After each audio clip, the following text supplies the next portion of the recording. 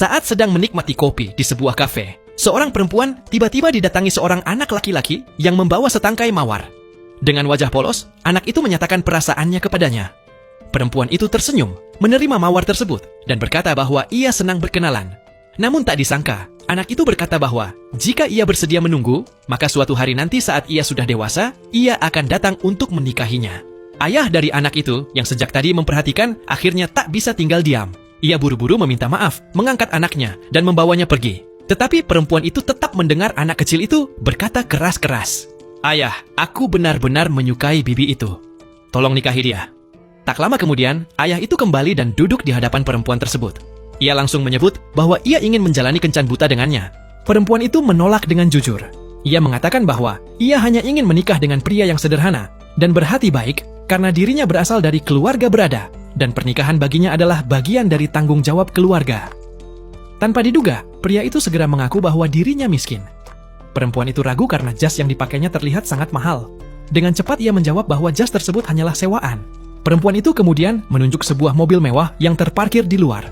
Pria itu mengatakan bahwa mobil itu milik atasannya dan ia hanya bekerja sebagai pencuci mobil. Untuk menguji kebenarannya, perempuan itu diam-diam meminta asistennya untuk menyewa sebuah mobil rusak dan membawanya ke sana. Ia ingin melihat apakah pria itu benar-benar bisa mencuci mobil.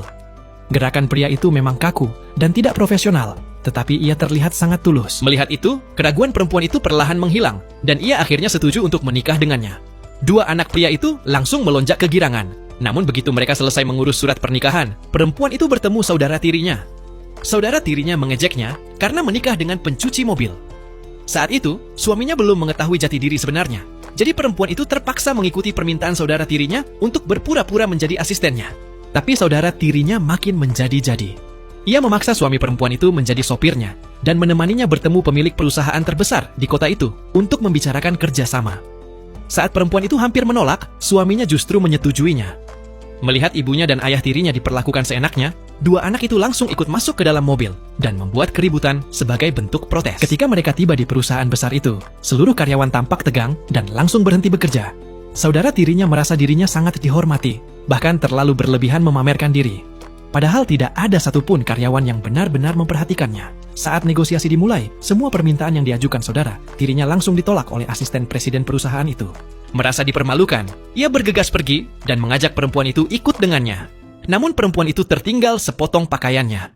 Ketika ia kembali untuk mengambilnya, ia justru melihat sesuatu yang mengejutkan. Asisten presiden sedang berusaha mengambil pujian dari suaminya.